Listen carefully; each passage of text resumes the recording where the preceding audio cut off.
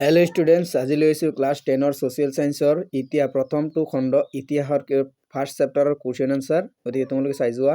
1 number, Banga বিভাজন কোনগৰাকী ভাইচৰয়ৰ শাসনকালত সংঘটিত হৈছিল? এইটো হ'ল লৰ্ড কাৰ্জনৰ শাসনকালত বা লৰ্ড নেথানিয়েল কাৰ্জনৰ শাসনকালত। 1905 খ্ৰীষ্টাব্দত কোন তাৰিখে বংগ বিভাজন কাৰ্যকৰী কৰা হৈছিল? 16 অক্টোবৰ 1905 খ্ৰীষ্টাব্দত বা 5 চন। তাৰপিছতো চাই যোৱা, বিদেশী পণ্যবৰ্জনৰ প্ৰস্তাৱ কোনখন সভাত গ্ৰহণ কৰা হৈছিল? এইটো হ'ব কলকাতাৰ টাউন হল সভাত।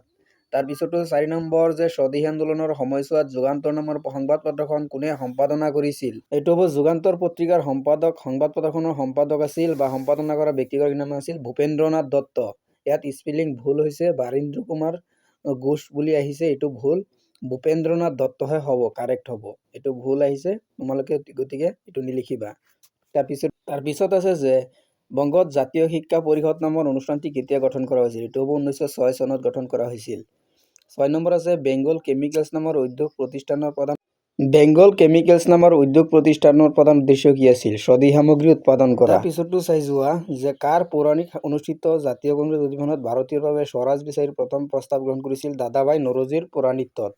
তাৰপিছতো আছে যে 8 নম্বৰ, বংগদেশৰ একত্ৰীকৰণ কেতিয়া হৈছিল? এইটো হ'ব 1911 চনত বংগদেশৰ একত্ৰীকৰণ। তাৰপিছত আছে যে বংগ বিভাজন সৃষ্টি কৰাৰ পূৰ্ববংগ অসম নামৰ প্ৰদেশখনৰ সৈতে সংমণ্ডল হোৱা বংগপ্ৰদেশৰ 3টা ভৌগোলিক সংগমণ্ডলৰ নাম উল্লেখ কৰা। এইকেইটাৰ নাম দি আছোঁ, গতিকে তোমালোকে চাই যোৱা। ঢাকা সংগমণ্ডল, চট্টগ্ৰাম সংগমণ্ডল আৰু ৰাজশ্বাহী সংগমণ্ডল, এই 3টা। তাৰপিছতো আছে চাই যোৱা, যে বংগ বিভাজনৰ অন্তৰ্নিহিত উদ্দেশ্য কি আছিল?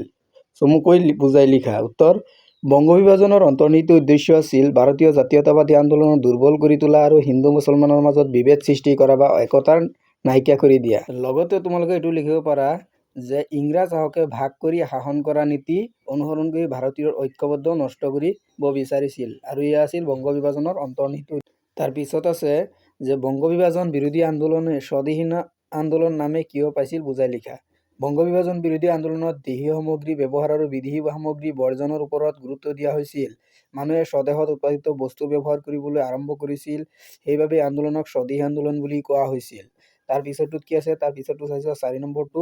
তাৰ 4 নম্বৰটো আছে বংগ বিভাজনৰ উদ্দেশ্য আৰু ইয়াৰ ফলাফল সম্পৰ্কে বহলাই লিখা। 1905 চনত ভাইচৰয় লৰ্ড কাৰ্জনৰ বংগ বিভাজনৰ ঘোষণা কৰিছিল বা বংগ বিভাজন ঘোষণা কৰিছিল।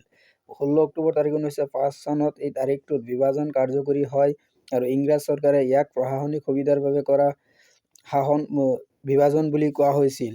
ইয়াৰ ফলাফলসমূহ চাই যোৱা। বংগ বিভাজনৰ উদ্দেশ্য আগত চাই যোৱা, যে জাতীয়তাবাদী আন্দোলনৰ দুৰ্বল কৰি তোলা, হিন্দু মুছলমানৰ মাজত বিভেদ সৃষ্টি কৰা, বংগদেশৰ ঐক্য নষ্ট কৰি তোলা, ডিভাইড এণ্ড ৰুল নীতি কাৰ্যকৰী কৰি তোলা, আৰু ইংৰাজ শাসন অধিক শক্তিশালী কৰি তোলা। তাৰপিছতো চাই যোৱা বংগ বিভাজনৰ ফলাফল। স্বদেশী আন্দোলনৰ সূচনা হয়, বিদেশী সামগ্ৰী বৰ্জনৰ আন্দোলন আৰম্ভ হয়, দেশীয় শিল্প আৰু উদ্যোগৰ বিকাশ ঘটে, জাতীয় শিক্ষা আন্দোলনৰ বিকাশ ঘটে। তাৰপিছত 4টো আছে জাতীয় শিক্ষা আন্দোলনৰ বিকাশ ঘটে।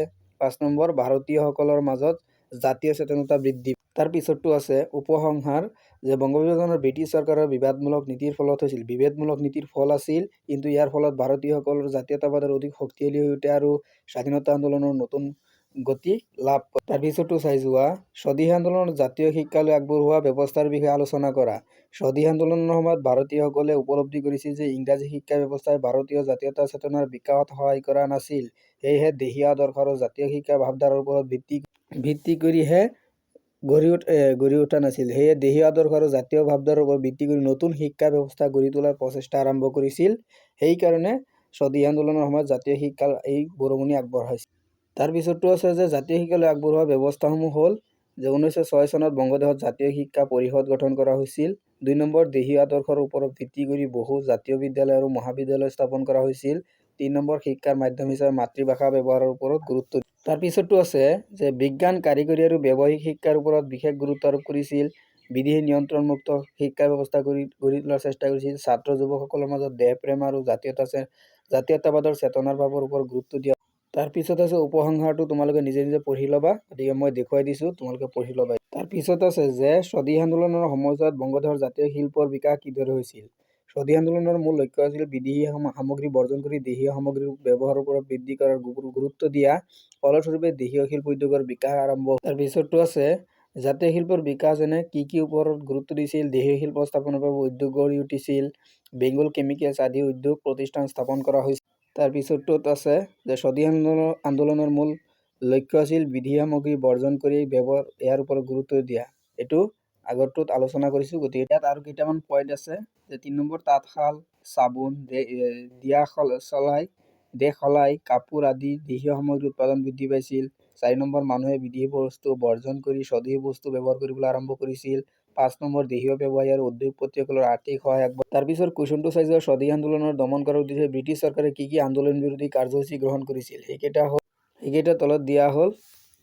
1 নম্বৰটোত আছে সভা সমিতি আৰু মিছিল নিষিদ্ধ কৰা হৈছিল, বহু আন্দোলনকাৰীক গ্ৰেপ্তাৰ কৰি কাৰাবন্দী কৰা হৈছিল। 3 নম্বৰ সংবাদ পত্ৰৰ ওপৰত কঠোৰ নিয়ন্ত্ৰণ আৰু নিষেধাজ্ঞা জাৰি কৰা হৈছিল। তাৰপিছতটো চোৱা, সংবাদ পত্ৰৰ ওপৰত কঠোৰ নিয়ন্ত্ৰণ কৰা হৈছিল, ছাত্ৰসকলক আন্দোলনত অংশগ্ৰহণ কৰাত বাধা দিয়া হৈছিল, আৰু 5 নম্বৰ লাঠিচাৰ্জ আৰু আৰক্ষীৰ দমন নীতি প্ৰয়োগ কৰা হৈছিল। তাৰপিছতটোত আছে স্বদেশী আন্দোলনৰ 3টা ফলাফল উল্লেখ কৰা।